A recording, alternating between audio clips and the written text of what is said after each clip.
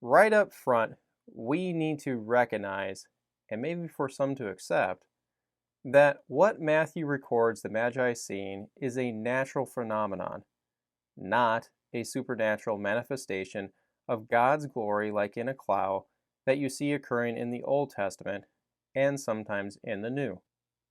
Nor was it an angel that led them. I show these examples in Revelation where symbolically stars are talking about angels, or better said, heavenly beings, and also Jesus refers to himself as the bright and morning star at the very end of the book. So it's not very hard to present these verses in a way where one could say that this was much like the angel of Yahweh who led the Israelites out of Egypt. The main problem with that is that he has already been born on earth. And the wise men refer to the star as his, meaning that it represents his kingship. These magi were very well known throughout the ancient world and carried a lot of weight. Herodotus, in his famous Histories book, said that the Magi came from one of the 6 Median tribes. And when Cambyses, the son of Cyrus the Great, left for Egypt, is that he left a Magian in charge of his family. The famous Greek philosopher Democritus, as written by Diogenes Laertius, that he learned theology and astronomy from Magians.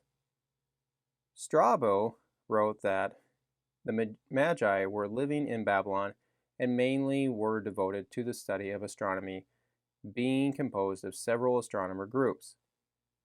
Strabo said earlier in his works that the Magi were even appointed as Parthian kings. Tacitus spoke about how Nero made Tiridates, the Magian, king in 63 AD.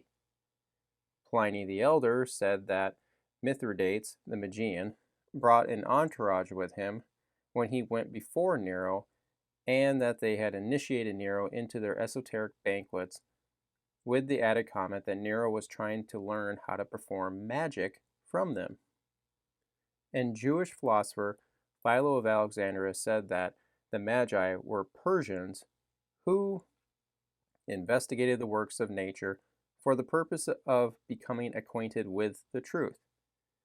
Do at their leisure become initiated themselves and initiate others in the divine virtues by very clear explanations. So here is the complete composite secular picture of who the Magi were and their high regard in the ancient world.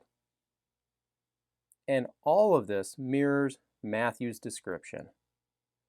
But what about verse 2's star in the east that they saw? The main Greek word here is Anatole, which can be referring to the cardinal direction, just like with the Magi coming from the east. It can also be talking about the early morning hours shift from dark to light. Interesting that Zechariah refers to the unborn Messiah as Anatole from on high in his prophecy. But it can also be referring to the celestial rising of stars and planets in the east. The most preferred lexicon today is BDAG, because of the 4 authors' last names, has as its first entry on Anatole that verse 2 deals with rising because of the preposition and the article, in contrast to verse 1 about the Magi's geographical journey. So verse 2 is speaking about an astronomical rising. Now, if that was confusing, what they more simply meant was if Matthew wanted verse 2 to be speaking about geographic location, then Matthew would have wrote it in the same manner that he did in verse 1. Contemporary to Matthew was Philo, who used Anatello when describing celestial objects rising, which is why more modern versions will say rose or rising of the star that the Magi saw. I like the NSRV wording by saying that the Magi observed its rising, which is exactly what astronomers do. And all of this fits as Herod was probing them about when exactly they saw the star appear at its rising. Reminder, hit the subscribe button below, turn on the notification bell, hit the like button, and leave a comment.